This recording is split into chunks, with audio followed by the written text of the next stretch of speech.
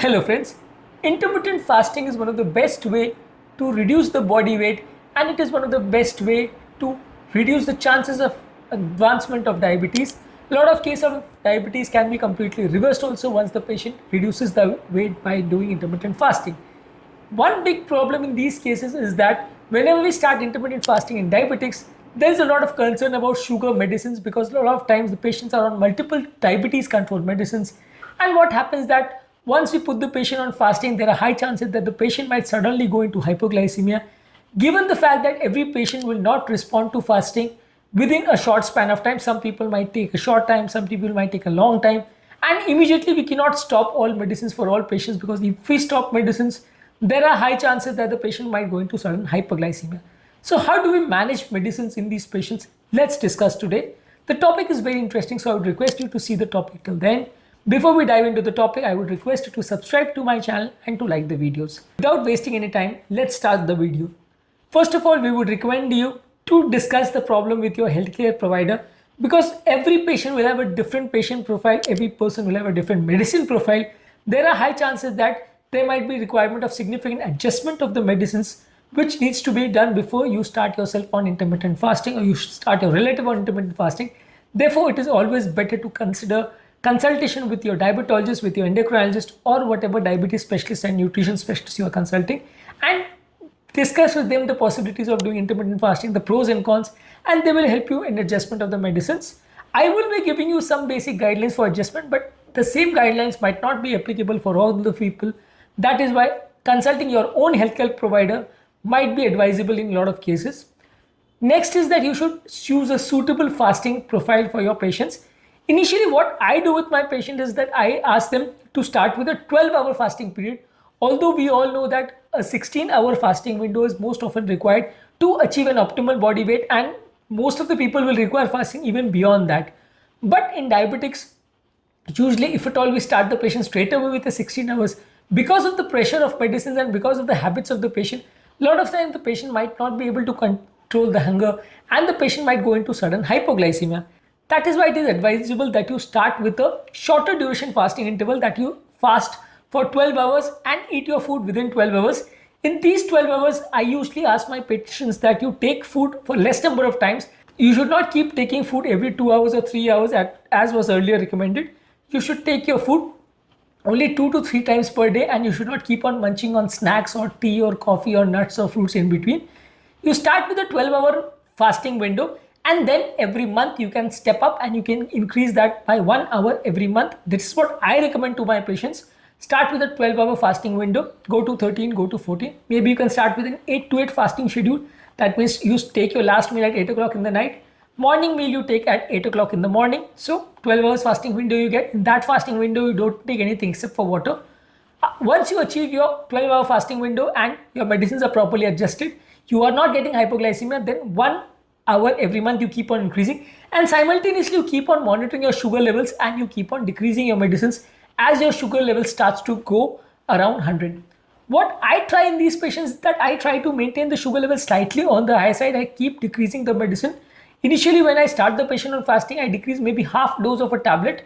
If the patient is on 2 or 3 tablets, one of the tablets I'll decrease by half dose, and then I ask the patient to fast. I presume that the sugar levels will slightly go high, and the patient will counterbalance that with his fasting. And once the sugar level starts to fall and the patient starts to have a good effect of fasting, then I start to cut down on the medicine, one medicine at a time. Depending on the number of medicines and the doses of medicines and the strength of the medicine on which the patient is, I try to cut down on the medicine. Initially, I try to reduce the insulin, then the oral hypoglycemic agents like sulfonylureas, which are prone to increase the body weight, and thereafter I keep on stepping down with other medicines also. One most important thing is that you need to keep on monitoring the blood sugar levels, because what happens a lot of times that a lot of people will have a different sugar control profile. A lot of people will have a different response to fasting. Some people will have a very good return within few days. Some people might have a return after 7 to 8 days or 10 days, or maybe sometimes even months also. The patient might not be able to achieve a good sugar levels. This I have also practically seen with a lot of my patients. Some people achieve good results within few days, but most of the patients take time. Most of the patients, it will not occur that they will achieve a perfect sugar level within 7 or 10 days. It usually takes a few days or few months in most of the patients, and then you keep on stepping down medicine depending on the sugar levels, and you ask the patient to keep on monitoring the sugar levels. Now, how often should they monitor the levels? Maybe at least 2 or 3 times per week, at least they should keep on monitoring. In our Indian scenario, most of the patients do monitor their levels maybe less than once a month or twice a month.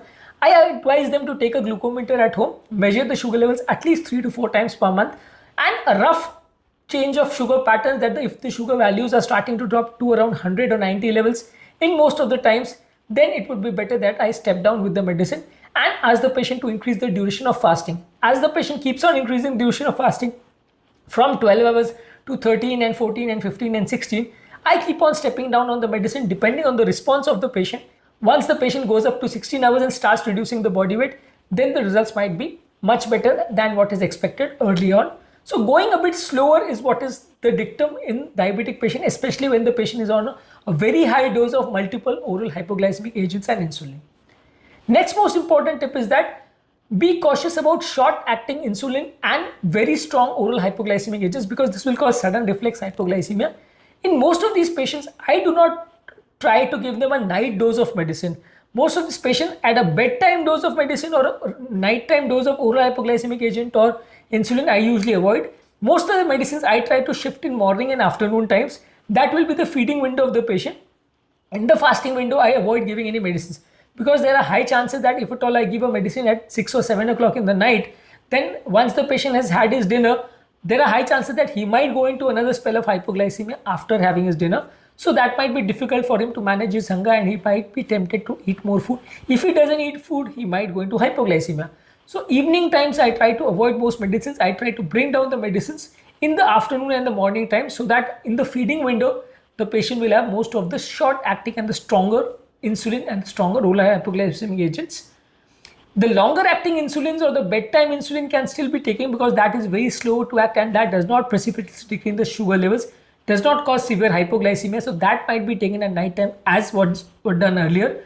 But usually the short acting insulin and the short acting strong oral hypoglycemic agents should not be taken in the fasting window. One most important thing is that the person should not keep changing his fasting schedule, and he should not keep changing his medicine timings, because once the doctor has adjusted his medicine timings, once the doctor has adjusted his fasting schedules, and the patient keeps on changing the schedule, sometimes for a 12 hours, sometimes 16 hours, sometimes 18 hours, sometimes breakfast is at 8 o'clock in the morning, sometimes 12 o'clock, sometimes 1 o'clock. So if at all he keeps on changing, then the management of the medicines might become much more difficult, and the chances of fluctuation of sugar levels might be much more, and the chances of hypoglycemia might be much more in these patients. So what I would recommend is to have a stable schedule every day of the month.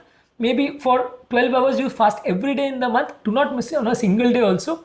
Then step up to 13 hours, 14 hours, go slowly, but don't be in a very hurry, and do not keep on changing your schedules, because changing the schedules will find it difficult to adjust the medicines, and often a single mistake in the part of medicines will land the patient into severe hypoglycemia, and thereafter the patient will find it very difficult to continue his fasting. Given the fact that most of the patients are very afraid of episodes of hypoglycemia, even 1 to 2 episodes of severe hypoglycemia might instill a lot of fear in the minds of the patient, and the patient might not be inclined to go for another fasting episode once he had had a severe episode of hypoglycemia requiring hospitalization. Then the patient will not be inclined to continue fasting irrespective of how much you convince them. So hypoglycemia episodes, especially the severe hypoglycemia episodes, should be avoided. And also you have to advise the patient to manage the episodes of hypoglycemia at home without too much of fear. You can advise the patients to keep glucose powder at him. Some glucagon injection, also 1 mg dose, can be kept with him at home, or whenever he's going for travel also, that time it can be taken along with him. So in case of any emergency of hypoglycemia, and if at all the patient goes unconscious, then the patient can be given a dose of intramuscular or subcutaneous glucagon injection, and this will restore the sugar values within 15 to 20 minutes. The patient will regain his consciousness, and thereafter he can continue with his normal diet, and he will not be very afraid of the episode. He will not require hospitalization in most of the cases. So awareness about hypoglycemia episodes, awareness about the symptoms of hypoglycemia and the management of hypoglycemia, everything should be taught to the patient if at all he is planning fasting. There are a lot of other points also of practical utility which we will be discussing in the next part of this video. If at all you have liked the video so far, I would request you to subscribe to my channel and to like to my videos. With this, I will end my video. Please tune in to the next part of the video so that you will get some more extra points about intermittent fasting in case of diabetics. The people who are new to my channel, before ending my video, I would request you to subscribe to my channel and to like and comment on my videos. Thank you.